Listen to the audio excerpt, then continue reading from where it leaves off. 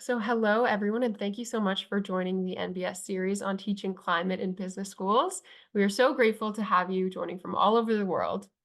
And if you're just joining now, please go ahead and introduce yourself in the chat, share where you're joining from and who you are, and any fun facts if you would like. My name's Abby Litchfield, and I'm the community manager at NBS. And before we get started with the session, I wanted to give a quick refresher on the purpose and background of this series and also of this particular session. So NBS has been hosting these monthly workshops to support educators in integrating more climate content into business curriculum. So this has been in response to the increasing excitement and momentum and pressure to do so that we've noticed in business schools over the last couple of years. And this is the fourth session in our series. So in each of the other sessions so far, we've explored some ways that folks around the world are currently teaching about climate themes.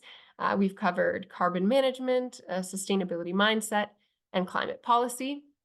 And so the recordings and materials from all those sessions are available online. So you can check those out if you haven't joined so far. But for those who have joined the sessions so far, you will notice that today's session is structured a little bit differently than past ones. So for today, rather than exploring a few specific materials related to one climate theme, today's session is all about the climate literacy training for educators, communities, organizations, and students. So we wanted to do a deep dive on this particular resource for educators because in our call for presentations for this series, 7 different people actually referenced this training and how they've used it in their schools. So it's clear that this has been a useful and versatile resource for educators around the world. And in this session, we want to explore some of the ways that it's been used so that you can consider ways you might do so yourself in your work. So we'll hear briefly from 7 different educators about how they've used the CLT in many different global contexts. And there will also be moments for Q&A and interaction. And as always, we will follow up with the additional resources and materials related to this session and the recording as well. And so with that, I'm going to pass the reins over to the leader and driving force behind CLT, Petra Molthan-Hill. Yes. Thanks so much. Thanks very much for inviting us. And hello, good morning, good afternoon, good evening, wherever you are in the world. It's really great that you're joining us.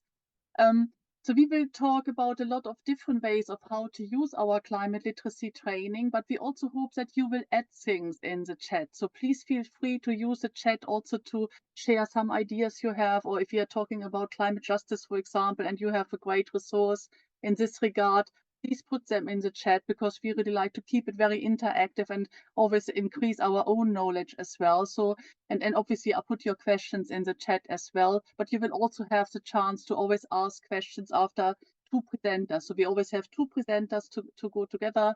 Then there's Q&A anyway, and later we have also for you breakout sessions planned and so on. So in form of introduction, I will talk a lot about the climate literacy training in the moment. So I thought in the introduction, I highlight something different. So I have been working in corporate strategy and greenhouse gas management for approximately 20 years. And the focus has been really how to get greenhouse gas management in the curriculum of the business school. And we have done, like, for example, experiential learning with our students since 2010, how to integrate greenhouse gas management into the core curriculum. So if you want to ask about these things, which have nothing to do with the climate literacy training today, do ask me separately, but I thought I would mention it, including the book which is related to this as well, which you might find useful for your teaching. So do have a look. It has been just rewarded as one of the 75 books to read in business by Axiom. So do have a look if you're interested in finding more teaching resources for yourself. But now I hand over to my co-presenter for our part.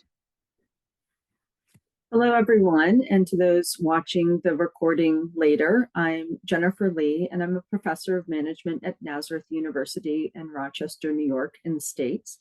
It's great to be here again and to see some familiar faces. I've attended some of the sessions previously. A little bit about my background. I'm an enthusiastic educator. I'm passionate about teaching and learning, And one of my roles is currently the co-editor of the Journal of Management Education, sponsored by the Management and Organizational Behavior Teaching Society, as well as a 10-book experiential learning series sponsored by Edward Elgar. And so I'm a longtime member of the Academy of Management in the WAN and SIM divisions. Again, seeing some familiar faces here in the call from these communities as well.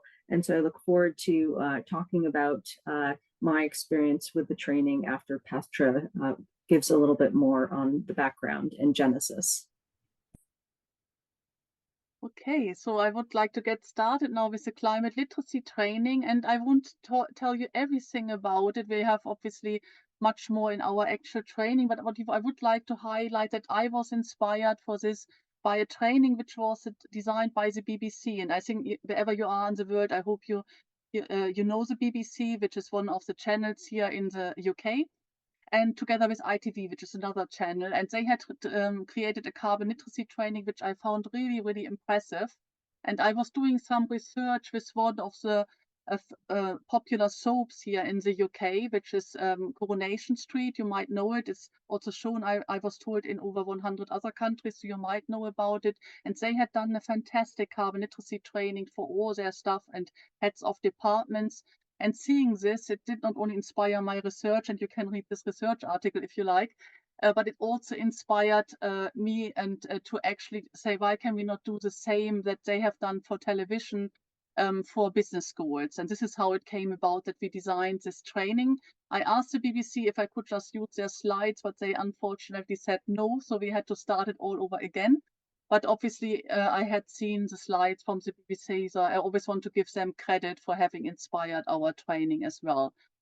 So this is how we actually came about with this training, and it started about in 2018. Since then, we have integrated a lot of other resources. For example, you might know about En-ROADS, because or if you don't know, watch the last session. It was in March, I believe, that there was something on En-ROADS, so I won't repeat it here again. But with En-ROADS, I think it's a fantastic tool. So we normally use it in the first session, and we also use it as a little game in the final session, the fourth session, because I think it's a really nice way to get a systemic overview how we could actually add lots of solutions together, and how we then could actually really change as make us ourselves a nice future, a really good future by implementing all these solutions. But obviously, when you remember from last time, or otherwise do check it out afterwards, maybe we can put also the link to En-ROADS in the chat if you haven't heard about it. What you also will find out that En-ROADS in itself is not everything. You need more climate literacy. So En-ROADS gives a fantastic starting point. But for example, if we all agree, okay, let's increase energy efficiency in transport, for example.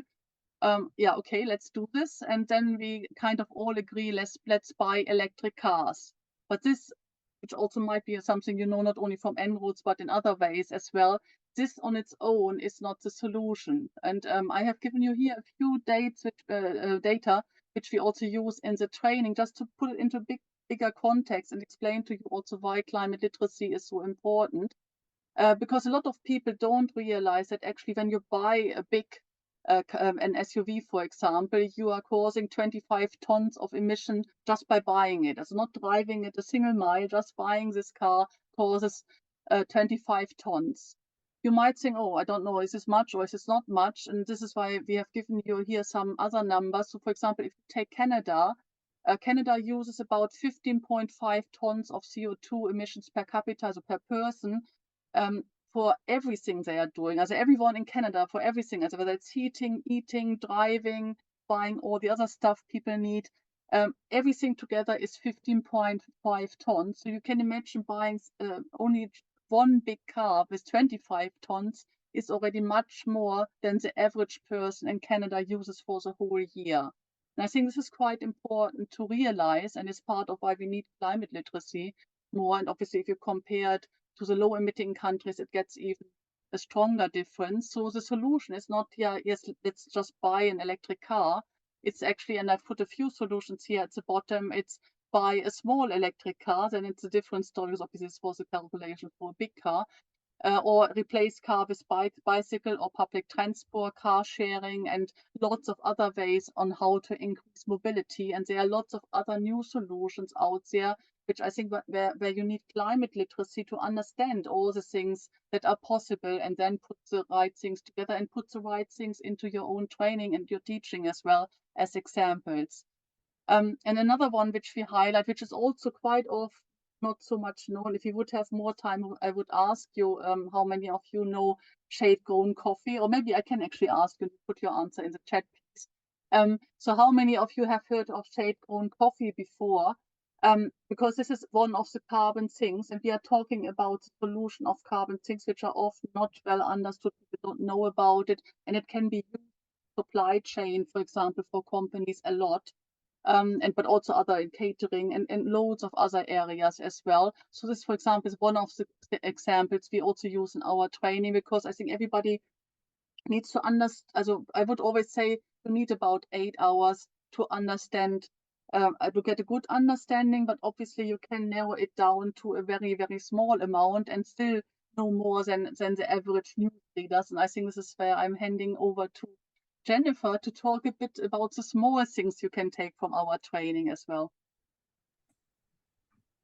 So with that background information, I'll set the scene. You know, I'm a person who's passionate about experiential learning. So I'm at this conference and I see Petra in this session, and she has these big cards, they're laminated, and is doing this exercise. It's called Positive Futures and Troubled Futures, where students or participants sort the deck based upon a narrative they think about what it takes to imagine this apocalyptic or positive way in which we can live together in the near future. And so this really struck my imagination, seeing the dialogue, the people talking. And as a person who teaches business ethics, I thought, aha, this matches my learning objective. Like, I know she talked about this big training, but I have to start small, right? I have dreams, but as an educator, I have to sort of start and experiment. And so that's what I did.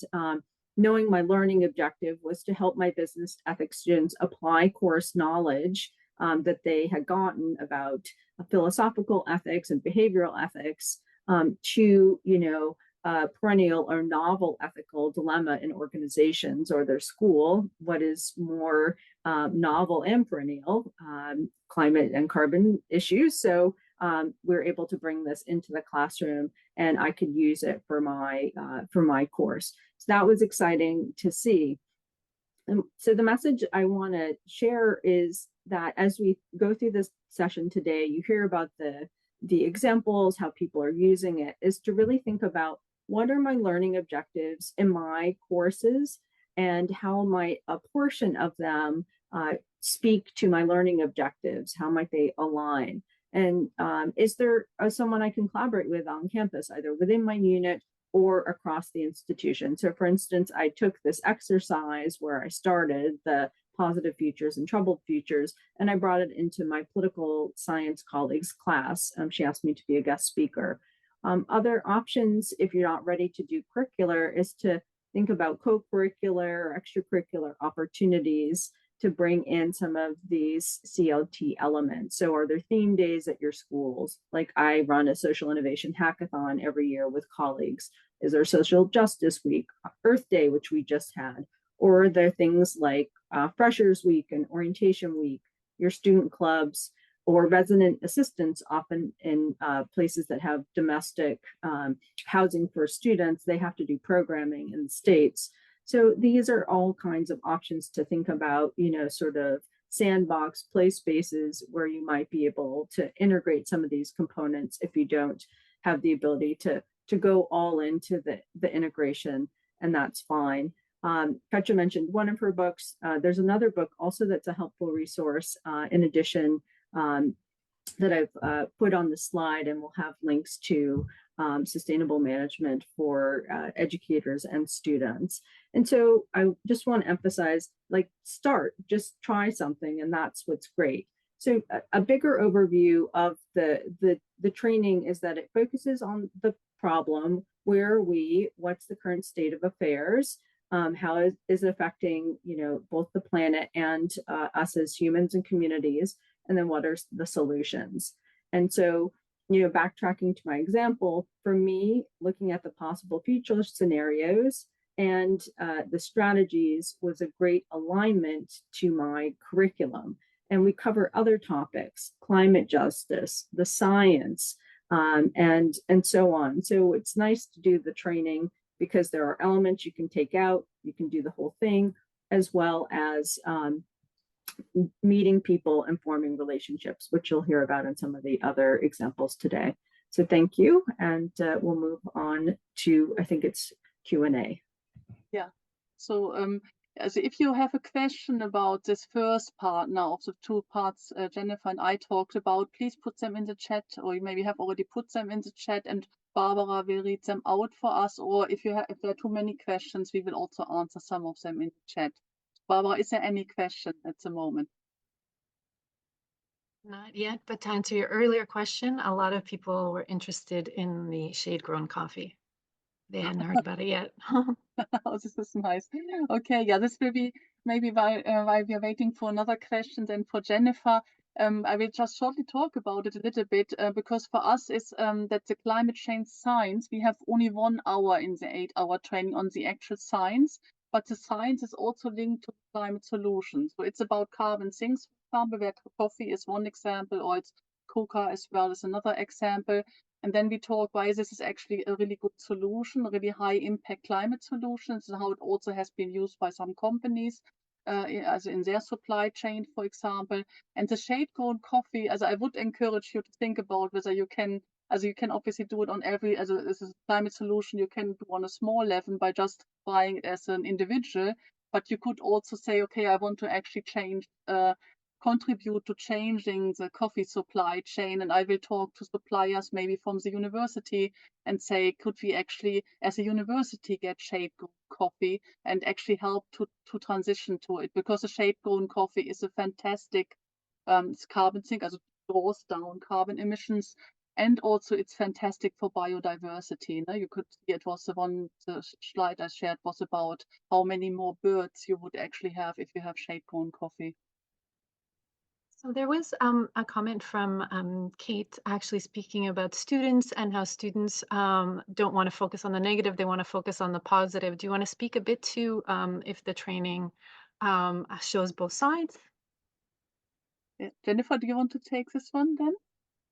Yeah, I think that that's a very important part of the training, and we're very intentional in making sure that we understand the scientific reality, but that we always have our eye towards how can I, in my individual influence, make changes? How can I, working with a group of people, make a difference? And how can I think creatively about that? So the structure of the training allows you to build some of those relationships, but to do that creative thinking, which is challenging to do, frankly, right? Because there are political challenges and there are time challenges and all of these things. But we really try and support people in thinking about what's possible. And actually, yesterday, a colleague was telling us about a New York Times article. I'll try and pull it about, how people are trying to think about, I have the wording wrong, but like apocalyptic possibilities. Like people are trying to move beyond just thinking about the apocalypse in terms of climate, but like they're using that to generate like creative solutions. And so thanks for bringing that up. Yeah. And I think, Olga, I see that you have raised the hand. Could you please put the question in the chat? We are on a tight schedule because we have so many speakers. We had our 2 questions now, Jennifer and I. So I will move on now, but we will answer your question in the chat. So while you're listening to the next speaker, please think about any question you might have and put them in the chat, and then they will answer them once the 2 of them have finished their part. And yeah, and I think it's hopefully everyone will show also that because we are so much focusing on the solutions, what we get as a feedback from our participants, from everyone, is that they feel empowered and they feel actually positive after the training. So this may be something for your question as well, which Jennifer already answered. Okay, so I move on to the next speaker now. Thank you, Petra. And hello, everyone. Good morning, good afternoon, wherever you're connecting from. My name is Zoya Zaitseva. I am wearing multiple hats. So I work during the daytime at QS, the company behind the World University Rankings. And I'm also heading the QS Future 17 SDG Challenge within this organization, which is a consortium of global universities from all the continents, from Arizona State, Tec de Monterrey, University of Sao Paulo, and then going all the way to Chinese, so Hong Kong and Auckland, where students talking about actually the previous question, positive solutions that Jennifer also mentioned, focusing on exactly that, providing students with an opportunity to work on real life challenges submitted by the companies and global organizations and bring these positive solutions to life. So that's the QS part, and then I'm also part of the QS Impact charity that supports UN Prime Working Group on Climate Change and Environment, where I serve as a secretary. So any questions about climate literacy training, tailored regional divisions or industry-related trainings, do reach out. We'll be happy to help. And without further ado, let's look at some of the cases. How do we use climate literacy training? Because yes, Petra has mentioned, and also we'll hear from Evelyn and other colleagues, how we use climate literacy training to inspire your teaching, your research, your international collaboration. But there are also other implications. Say, for example, I've been collaborating with Petra, and I've checked as we were getting ready for the session since 2029 or 21 now. We trying to always translate the challenges that we face in climate science or environment into the tasks and projects that students and faculty mentors can work on. So that's how climate literacy training actually fed into the Future 17 consortium. And what you see on the screen are just some examples of the projects that students across multiple universities, and you see some of them at the bottom, work collaboratively in mixed interdisciplinary teams. Going forward, we'll see also another example how climate literacy training is being used.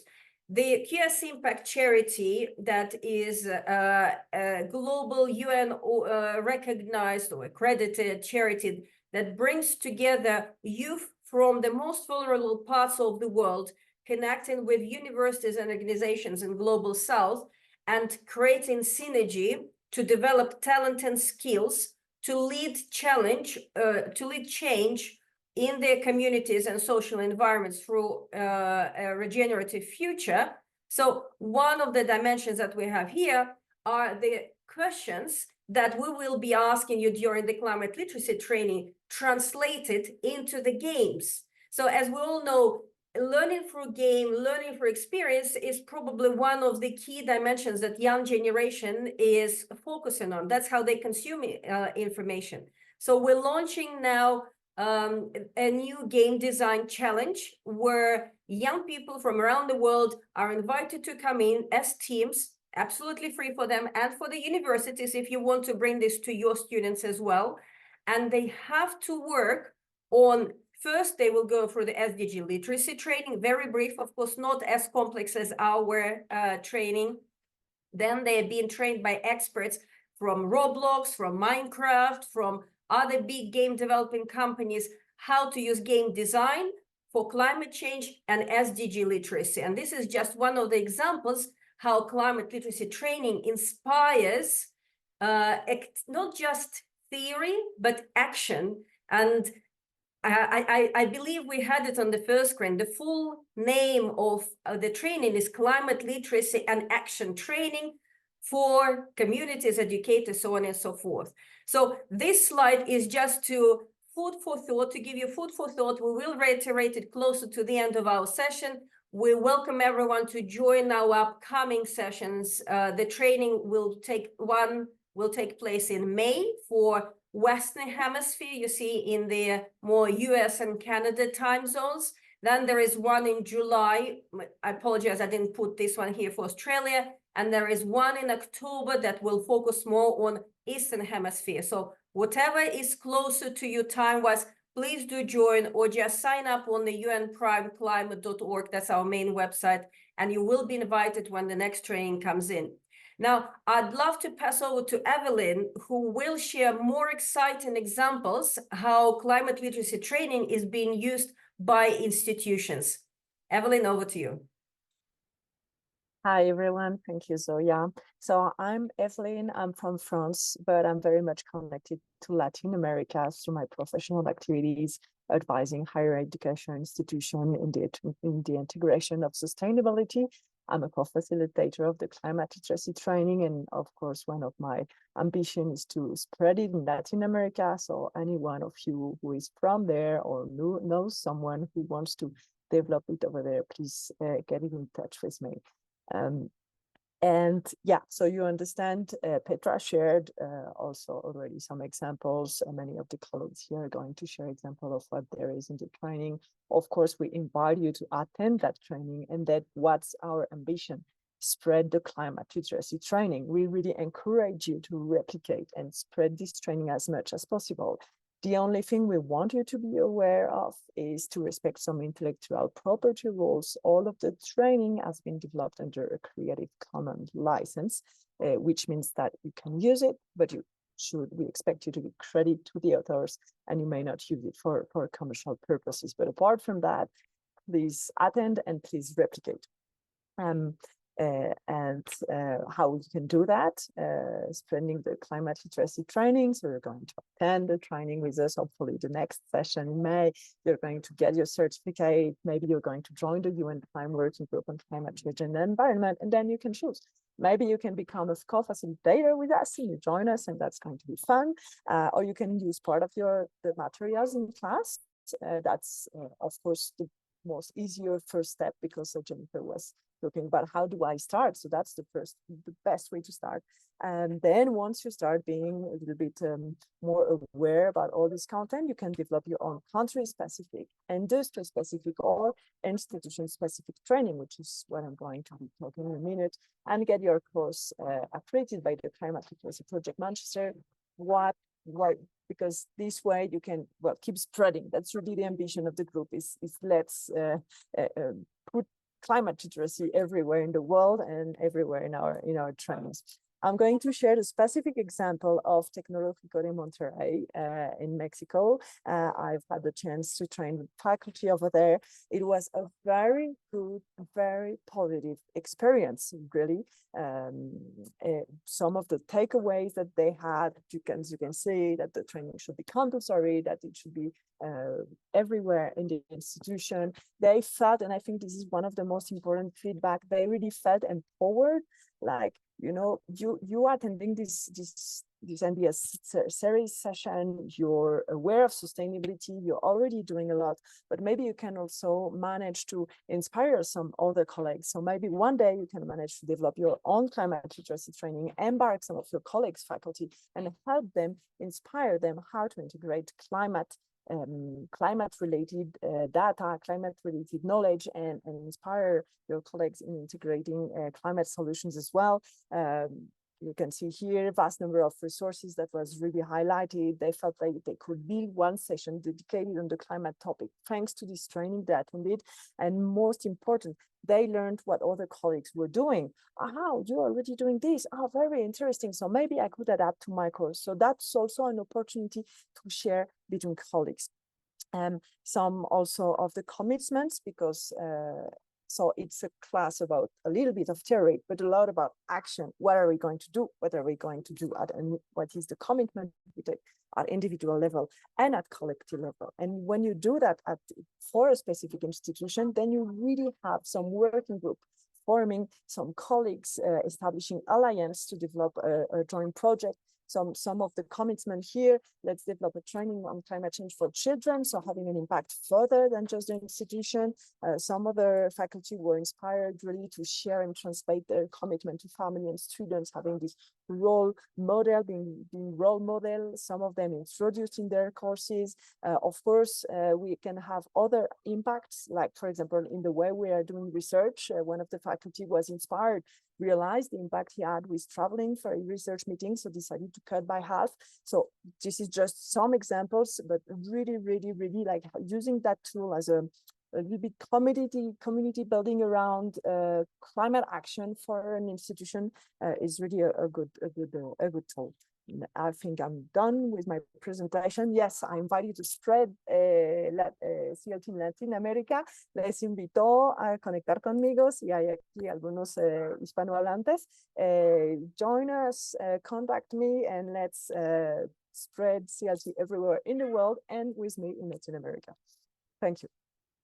Thank you. I have a question from Lauren that came up a little bit before that I think Zoya and Evelyn would be able to address as well. The question or the question or the precision I wanted was there anything very surprising or impactful that participants gave feedback on? Like, so for instance, the things that most people find the most impactful. And so how do they, what would these things have been? And is there any other evaluation or feedback mechanisms that we have? If you want to speak a little bit to that. For the CLT. Oh, sorry. No, go ahead, Evelyn, and I'll add up after. Okay, just and that makes the links with the technometry, the feedback I have in mind. For example, I think Jennifer presented the positive and negative future slides. That was something that was really impactful, that really helped them kind of realize and think about new actions and find the positivity, like about, oh yeah, we can do something. And that's a tool that they felt they could use in class. And another one, which I think is very important, and I think the CLT really share very well, is the power of influence. One of the participants realized after attending the training, oh yeah, now I understand that through influence, we can maximize our impact and make people enter into action. So now maybe, so yeah, you can give a more answer. Thanks, Ed. No, sorry, I took Barbara's question on a greater scale, not just with Tech de Monterrey, but overall for the CLT trainings, the most typical feedback. And I think what we see most praised by the participants is not just the knowledge and tools and everything, but it's access to the like-minded network. And even like I took the training quite a few years ago, to say the least. I'm still in touch with the action group that we were working collectively on the action plan. And I think this is probably one of the most powerful outcomes that each one of us celebrates during and after climate literacy training. So it's like the principle of Italian mafia. I know some people who know some people. Makes wonders. Thank you. So from now on, everyone's very engaged. So we're going to direct people to the chat as well. So maybe from now on, we're going to stick to one question per person with the reminder that all the materials will be online and to look at the chat, and there'll be communications within the chat as well. Thank you. Wonderful. Thank you. Chandrika, we can go to you next. So I think with Evelyn speaking about inspiration and, Zoya speaking about like-minded individuals, this journey with CLT, with Petra, Jennifer, Zoya, has been nothing short of inspirational. I'm Chandrika, and I'm joining you from Mumbai. I'm based out of an institute called SPJMR, where I lead an experiential learning initiative. It's where we teach our MBA students to go out into the field and dirty their hands, literally. One of the conversations that I've been hearing recently in Mumbai and across India, from different regions, is where people have been talking about weather, and they've been talking about, India as a country never speaks about weather. We never talk about climate. It's a tropical, warm, hot country, but we never speak about it. But the conversation that's become really, really familiar, I think the next slide basically is about where even though it's 37, but feels like 50, but the interesting thing is that, or people fainting because of the humidity. The interesting thing is that Indian Meteorological Department it talks about real temperatures only, and what IMD never does is it doesn't really give you what it feels like. That's not part of the ecosystem in which we have our conversation. Some of the other things, like, while even when you're talking of climate literacy, and maybe when we're engaging with our sessions on climate literacy, many people who look at India will discover is that we might not even have some of this data around food wastage. We might talk of emissions, we might talk of methane emission, but we will suddenly realize, okay, but India does not necessarily have food wastage. They might have after production, after the crops grow kind of a data and the wastage then, but not food wastage per se. So one of the things that you confront in the first instance is that when you talk about climate literacy, and this is one of the things that we took away from the climate literacy trainings, is how do you create that capacity? There was a collaboration where, led by Petra, SPJMR and Goa Institute of Management collaborated to do an India-specific training focused on India. The first thing was about self-learning, and this also building institutional capacity so that we can do that training within India. And I think there were members within GIM who took that training. There were people within my institute who took that training. And it was a journey, which I think we were really hand-holded literally to see how we could do that. Part of the thing is you think global, you think systems approach, but you also create local stories and local content which resonate within your geography. Because if you really want that the conversation to be picked up, you also want to create both the information and the knowledge ecosystems. And creating that knowledge ecosystem is very important within our context. So I think that is what CLT has done for us. We've been trying to create that local information base. What another takeaway from the climate literacy training for us was that the kind of tools, pedagogic tools that were available. I think Petra has spoken about it, Jennifer has spoken about it, Zoya has spoken about all those, whether it's En-ROADS or series of documentaries, the game-based learning platforms, the different concepts with which we can engage with across, even within the community as such. We're just picking those up and building up modules. And one thing what we realize is that you can use it either in a singular way, or you can build it take the entire training together. So you can even pick up parts of it and integrate it into your classroom. And I think that is something that we've all been talking about taking different parts of it and integrating it into classrooms. I know that there are members from in the Indian geography or the larger South Asian geography who picked up small parts from the CLT, and they've carried it into the classrooms. And some of them have been quizzes, some of it could be documentaries, some of them have picked up certain games, and they've integrated into their classrooms.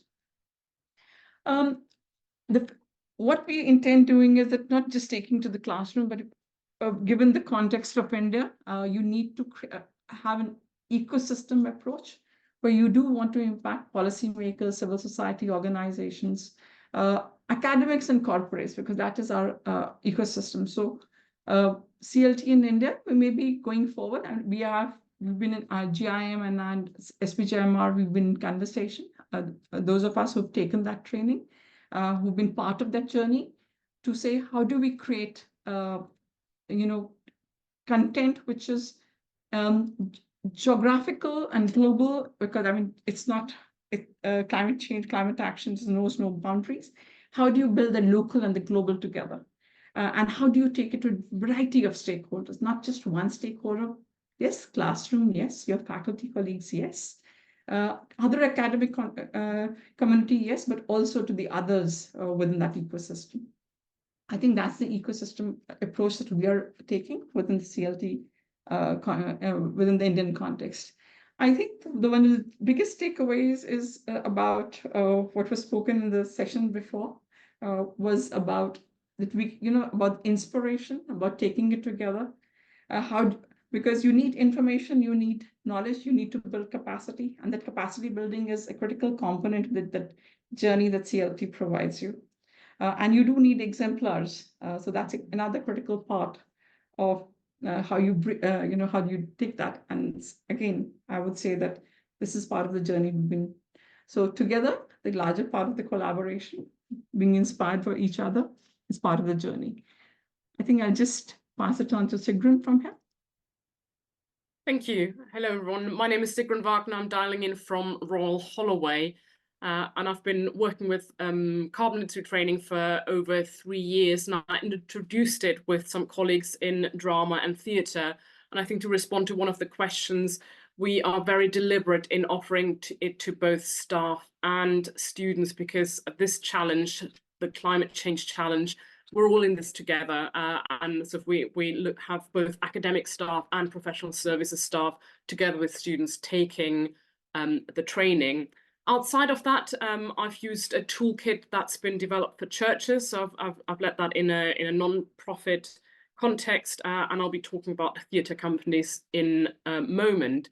What I've experimented this year with my sabbatical is also slicing that up and offering smaller chunks for a company that I've been working with, looking at Climate Science 101 and climate communications, where I take elements from the carbon literacy training and then adapt it and tailor it to the company that I've been working with as part of my sabbatical.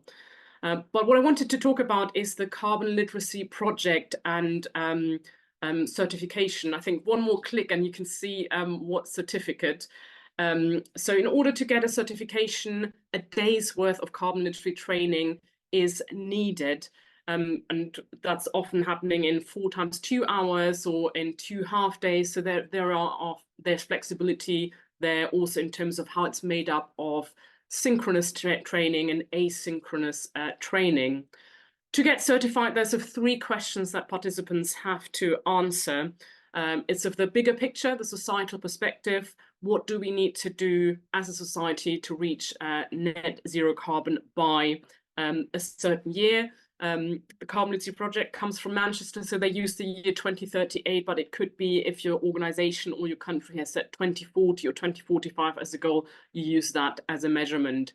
And then there's actions that individuals need to take that are new and significant. So they can't just point out to what they've already been doing. That might provide the context, but they need to say what is a new and significant impactful action that they're going to do as an individual, but also as part of a wider group. The carbon literacy training that Petra and her team developed sort of initially for the higher education sector. But there are other sector toolkits that organizations can use. You can see here the public sector, a variety there, and increasingly also for the private sector. And the benefit of certification, it's good for participants in terms of putting that on their CVs. So I've certainly had examples of students getting a job as a result of it, or changing the way they're going in their career as a result of carbon literacy training. If we go to the next slide, Petra, you can see some of the stats of the carbon literacy projects. And the beauty of this is that every time I deliver carbon literacy training, that number goes up. When I first started, it was about 15 or 20,000 citizens that have been certified. And you get a number of different courses designed. And the beauty with the toolkits for sectors is that it really makes it easier and quicker to adopt. So you don't have to develop the training course yourself. It saves on time and costs, and it's more easy to adopt. And it also means that the content is matched to sector needs. There are also certifications available for trainers. As you can see, there are a number of training professionals. And it sort of measures some of them through research. What are the carbon savings per person? And it's definitely sort of like the audience here today. It's an international venture in that respect. But let me turn to sort of the training I've delivered to theatre companies. If we go to the next slide, it was part of a research project. And so the team with which I first delivered carbon literacy training at Royal Holloway, theatre and drama academics, we delivered it to 3 different theatre companies, all the way from a large scale production to small scale and touring productions. And it was, if we look at what makes theatre more sustainable, there are guidelines through the Theatre Green Book, and there are sort of basic, intermediate and advanced guidelines, and the intermediate standard requires carbon literacy training for the teams before production starts. Well, in this case, most productions had already started, but we delivered it in 2 half days to over 60 individuals. Over half of them were certified, and that reflects some of the numbers that we get in a university context as well. The feedback was overwhelmingly positive, though there were requests for a theatre-specific carbon literacy training. Though in my mind, one of the beauties of carbon literacy training, particularly the CLT-ECOS, is that you empower participants to work out the relevance for their own specific context. And that's, for me, sort of been sort of really encouraging. And if I give you sort of what I've taken away from delivering such training, it's one of the most enjoyable and life-giving things I've done in my career.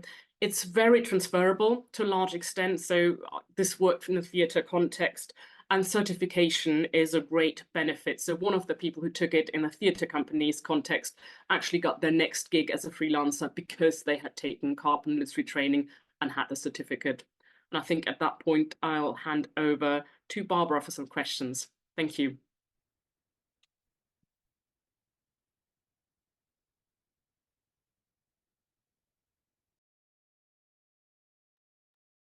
So there are no questions yet, but if we want to post our questions in the chat for Chandrika and Sigrun.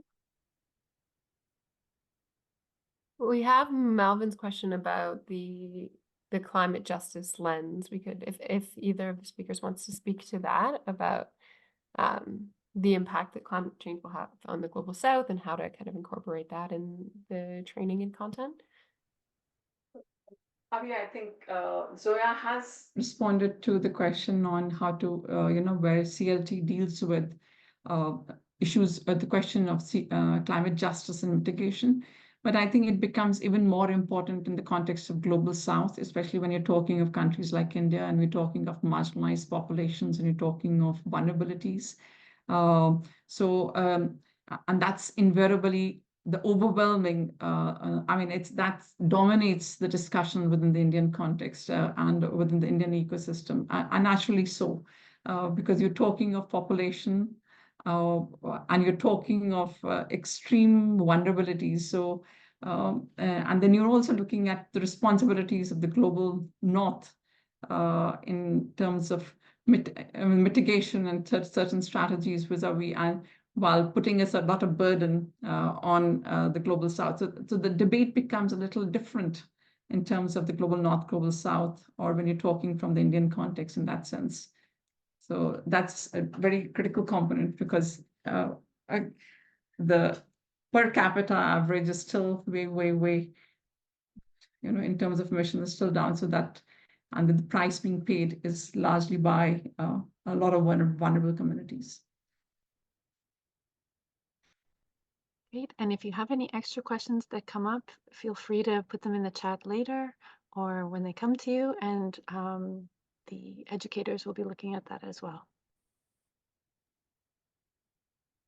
Yeah, and maybe while we have a spare question at the moment, we could actually also mention that obviously linked to theatre is also the television carbon literacy training. So if you are interested, or if you work with television or so, this is actually now distributed by BAFTA. So it's if you look for BAFTA Albert in the UK, and they have done training all over the world. So if you're specifically interested in a version for television, it's a really great one. And the BBC, for example, has also calculated how they have reduced their own greenhouse gas emission because of doing the training, and they managed 50% as across all the productions they have done, all the different soaps and so on, which they have done. So it's quite it's a very, very useful tool as well. And maybe we can also put it in the link that people can find the BAFTA link as well. So I took the opportunity because there was a spare question to add a little bit of info here on something related to theatre with television. And now we go on. Now we will go on to the next speaker. So let's go on. Hello, I think this is my cue to say hello to everyone as well. My name is Lavinia. I'm connecting from Copenhagen, Denmark. I am a project lead at CBS and on principles of responsible management education projects there, and I've also been a participant at a student of Petra's some years ago, when she introduced carbon literacy training to CBS. And from then on, actually, I've taken a role in promoting the training at CBS, but also in our Nordic chapter, which I'm also CBS is also part of the Prime Nordic chapter Nordic, as well as in a working group for climate and environment. I'm actually collaborating with our academic director for Prime at CBS, Caroline Egestam-Potopinan, when we deliver the trainings, and we also share the trainings within CBS and in Denmark as well. So I'm going to take you, we can go on to the next slide, maybe, Petra, thank you. So I'm going to take you through a little bit of our experience at CBS with the training, and also how it kind of had some spillover effects in other areas and in other places in Denmark, but also in the Nordics. Actually, now that we have this slide, I wanted to. It was very fun, very nice that actually you were mentioned and we were presented with the scenario exploration game that we have in the CLT training, because that's a picture from exactly that. So you see all the students actually working with all the scenarios, with all the cards they have to build a scenario on, and we really, like the others, we really like that a part of the training, of the workshop. Students are very engaged, and more often than not, they say that this has been really a chance for them to think ahead, and a chance for them to really see how everything adds together, and to really work with a systemic approach that they're actually told that they should have. With the just to start with the CBS example, we started the trainings in person, then we moved to online as well. We have actually offered the training or the workshop as extracurricular activities, but having the certification really helped in attracting students first. So we first offered it to our students. We then opened it to all of our staff and faculty.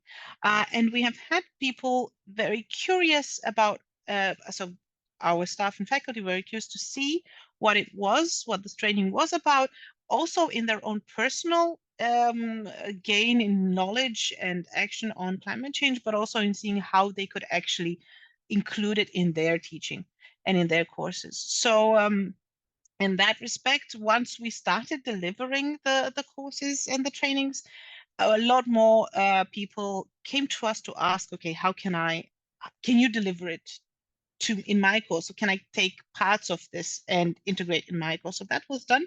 We've facilitated teachers to integrate parts of the training into their courses. It was nice to see that it was from various backgrounds. So we also had the Copenhagen School of Entrepreneurship asking to deliver training, but also other courses in sustainability or in development courses. So that was very different, or in tourism, for example. But also that meant that we could see that this was a need at CBS, and also in our part of the world, to have specific kind of tailored parts for some of the classes. So if we go to the next slide, please, Petra. And just to mention, on the other slide, we had something that's called the Nordic 9. I just want to quickly explain that term. We saw that our course was very much in line or integrated or working towards the Nordic 9 competencies that actually CBS wants the students to attain by the end of their studies. So that was a definite plus in actually getting backing or support to delivering the workshop. The way that it kind of spilled over once from CBS to other parts was that, being part of the local network, UN Global Compact local network, we are actually asked to deliver that to the network through a series of their courses. So CLT training was part of the Global Compact network in Denmark. And we presented it also at our Nordic Prime chapter meetings, and we're developing a working group around this there as well. We're going to now develop it and deliver different modules on discipline specific and industry specific, and I'll expand it to include biodiversity literacy as well. But this is only because while I totally agree that the beauty of the training is that it is so encompassing and actually draws people in to actually think of their own experiences and how you can make it relevant for your area. It is also kind of needed in a way that for the modules, for specific modules, if we do have them on industry and discipline, then it creates this kind of shared lingo and shared environment for people to kind of take it in. Yeah, I think that was my time. I set the timer actually quite late. Over to Nisa. Thank you, Lavinia. Like from our side, good afternoon, good morning, good evening to all our participants, faculty members. Myself, Nisa Vinod Kumar. I'm coming from Princess Noor University, Saudi Arabia. I'm also the PRME chair in our college. It was in 2023 that I had attended Dr. Petra's carbon literacy training. I had attended the session 2 times because I found the sessions to be very interesting, interactive, and I wanted to find out how to make it more collaborative. How can I include it in my teaching modules, assessment patterns? So these things I were looking into. And after attending the session, the one thing that struck me a lot was how can I pass it on to the students, the younger generation? Because when we look at faculties, we are getting training from Dr. Petra. It's an immense training session. Apart from that, I was thinking of how to pass it on to my students. So first I did training session for my students. And at the same time, I had encouraged my students to attend Dr. Petra's next training session. So from 20 students, 3 of them, they had qualified for the session. So they had done this training session. So here we could collaborate it into many activities, which we did. Students did projects related to that, like how to reduce plastic in the university. So they did it in collaboration with industry. It is Green Circle Initiative. Then students had done projects related to how to reduce plastic. They formed a Green Circle Initiative.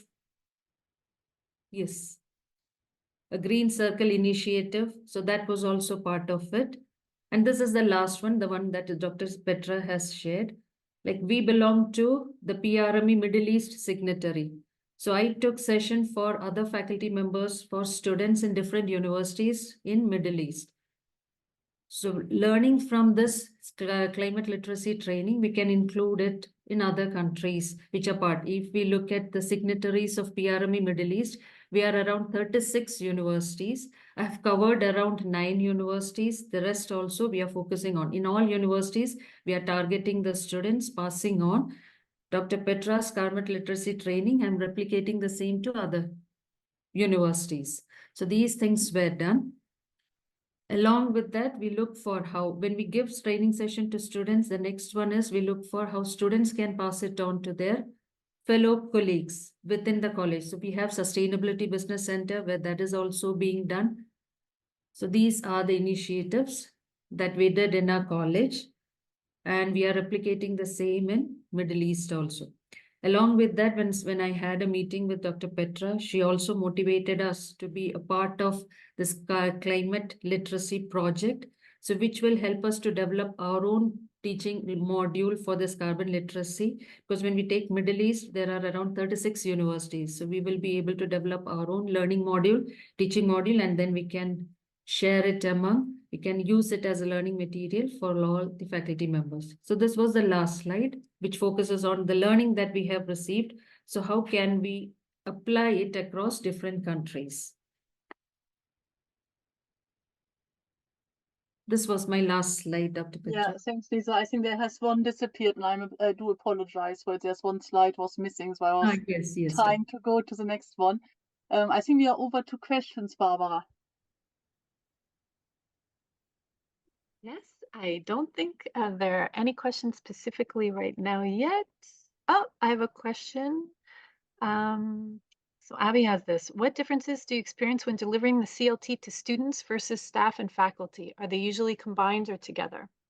So I don't know if you want to speak to this, Nisa, or we can speak to that everyone is invited to all of the faculty, staff, community members, student associations to the training. So it's really open to everyone. If Sigrun, do you want to speak to it maybe? Yeah, I can say a little bit about that. I think there's some. The only difference we've had is partly between professional services staff, so support staff, and academics, where maybe the professional services staff haven't done a degree or feel a bit daunted by the written part of the certification process.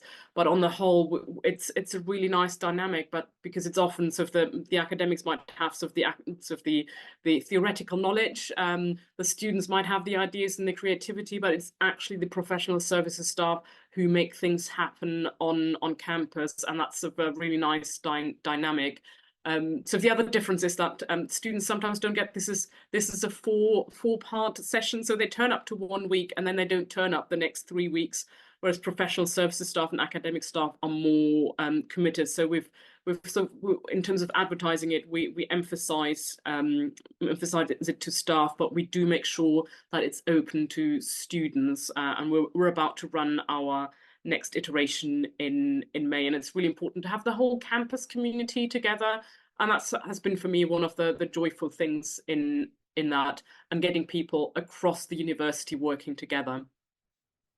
Yeah, and maybe if I can add to this question as well, because we have, also often is it so that professional service staff that they don't need the certificate, so they are not so interested actually in doing the assessment, but what they are very, I would recommend when you run the climate literacy training in your own institution, and you, for example, we often do it that we have everyone together, so we have academic students and professional staff together, but to give examples also which are specifically relevant to them. So for example, we had quite often procurement in the university is quite interested as well, and obviously for them it's more interesting that you share with them. For example, NTU, as my university, Nottingham University, has done a fantastic procurement tool for suppliers of a university, and obviously I always share the link to this procurement tool then, and they are, rather than going off and not doing certificate, but they are actually going off engaging with the supplier engagement tool which they need for procurement. So, and this is the beauty, I think, of the climate literacy training.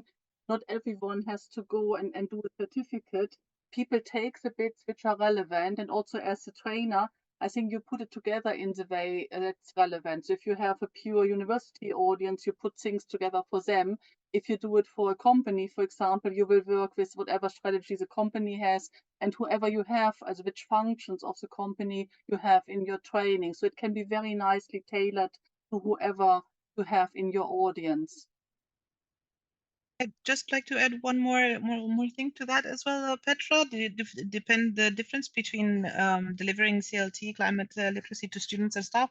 Actually, we found that although we I think at one point last year we wanted to offer it in their respective trainings or workshops. So we had one for students and one for staff. The most popular one was the one that actually that everyone was invited to. So it's actually the combination where the multiple stakeholders actually get to meet and to ask each other questions and to work together that benefits the entire community. Although, as exactly like Petra mentioned, although we do keep in mind that if we have specific staff in the audience or if among the participants, we try to bring the examples and the discussion into their kind of work environment, so that they can get the best out of the training. Although yes, we can see that when we have the shared training, students go fully for the certification, and staff and faculty just take the information and then later on revert to us. Or we collaborate on other projects together. Yeah, thanks, Lavinia. And I think now we are handing over to the last speaker. Clemens, you have waited patiently. It's over to you. And then Thank we you, will have a Petra. breakout session. Yes, thanks a lot, Petra. And maybe just a bit of a difference from my perspective is one part is I'm working with corporates, with financial services institutions, and training people that are working there, so outside of university contexts. And I think I'll focus a bit on the unique parts there. And the other unique part is that my background is mostly from mindfulness-based team and leadership development and resilience as topics, and I added sustainability mindset on top of that. And of course, Petra, your carbon literacy training was an important part for me to learn about that part as well. So if I could go to the next slide, please. To point out just a few things is, if you look at this one in a bank, and the client I'm focusing on here is a bank, they have mandatory sustainable finance e-learning. So all the participants had to go through these e-learnings already before they came into this course. But for me, the CLT the interesting part was that actually a lot of them were missing key knowledge, and they did not understand systems dynamics and their emotional responses to that. The e-learnings did not help on that. That was not enough. And the other important part in that training that I had agreed on with HR was that we would focus on co-benefits. What other parts could employees benefit from than just the knowledge part, the cognitive input, and on prototyping, so that these people that are working in hierarchies and in silos, that they learn how they can cooperate and how they can really move projects ahead. And so we agreed that I would do a high degree of interactivity and exchange for networking. And could you just click 2 more times? So we had a lot of breakout groups and facilitated group discussions in that training. That was the main focus. Thank you. And of course, gamification was mentioned already previously by my colleagues. One of the interesting learnings for me was that because it's a bank, they had really high security standards, and we couldn't use Mural. We had thought we could use it, but while we were doing the training, we couldn't use it. So I gave them something that's similar to climate risk, which I think is covered in one of the other sessions from the teaching series. I said, please do it at home, do it with family, with colleagues, with friends. And this added really a good layer, because they worked in between sessions on this dynamics, and they discussed with family and friends outside of the training. I think that's a really good addition to think about how can we extend this training. And the other part, listening to everybody, I want to focus on a bit more is really this perspective. And one more click, please. Thank you. That climate change is, many people think about climate change and the sustainability problems as technical problems. However, from my perspective, with this background in team development, leadership development, it's really an adaptive challenge. And if we move our lens from technical problem to adaptive challenge, then we come up with a big topic, which is called emotions and the intelligence of emotions. And of course, mindfulness is a big part about this. So what we focused on in this training as well is including the intelligence of emotions, because in adaptive challenges, the solutions are unknown. We have the technical solutions, and there's a lot of technical solutions, but as an organization, the organization needs to move through different stages. Teams need to refocus their goals and their objectives, and they need to renegotiate between departments. So we have to break open silo thinking as well, and hierarchies in this whole process. And leadership needs to really come not only from the head, but really include the heart, if we want to counter this adaptive challenge that is there. And that will bring in really difficult emotions, and we need to recognize that, and we need to address it. And to give you an example, at one of the meetings, I didn't know how to start. And I told people, honestly, I don't know what we will do today. I don't know how to start. So I want to know how you're feeling right now. And so we had a few people, and in particular, one person who talked about, I think, 10 or 15 minutes, and he was discharging and very angry. But it was good that he had this opportunity, because the emotions could be brought out. And eventually, this whole energy that is behind anger, I pointed it out, that there's a lot of energy within that anger then, and that's really important, that we have these open, courageous, and also respectful exchanges as a basis to address the emotional part. And I'll finish with that because that's my 5 minutes, but you'll get another slide where there's some additional learnings that we agreed on, not today, but later on in the presentation. Thanks. Yeah, thanks very much. So it's now, before we then go into the breakout room. So if you have a question for Clemens, I'm aware of the time. We want to give a bit of a chance for discussion in the breakout room. Please put the question in the chat. And it's now over to Barbara to invite you to the next 2 trainings. Yes, I'm putting the link to both of the trainings, but I'm going to speak a little bit separately to each of them. So the next training, it says Americas, but everyone is welcome. For both of these trainings, everyone is welcome. It's really about a question of the timing for you, what timing works best. Sigrun spoke to the Carbon Literacy Project certification. At the same time, there are a lot of tools and access to information. We use Padlet. So if you're familiar with that tool too, it's a repository for all the documentation. So everyone would get in the information. There was a previous question about how to get access to some of the documentation that people are talking about and some of the tools that some of people are talking about. You would get access to all of that while taking the training. So for May, it starts next week. The registration, I put both of the registrations in the link as well. And as you go to the Americas one, it does speak to the different topics that are covered. And it's 11 a.m. To 1 p.m. and for the North American one, and the Asia Pacific is AEST time, 9 to 11 a.m. So the Asia Pacific, it's 4 sessions. The Americas one is 5 sessions. We've added an extra session for a review, as well as people to have the opportunity to ask questions about their assessment form. So you really would, if you wanted the certification, you'd have to go to all 4 sessions to make sure you get the certificate at the end by completing your assessment form. But if you, again, want have any questions, want any more information, all of this documentation will be uploaded to the site. I'll put the link in a second when I stop talking, but for the site for NBS. And we thank you very much.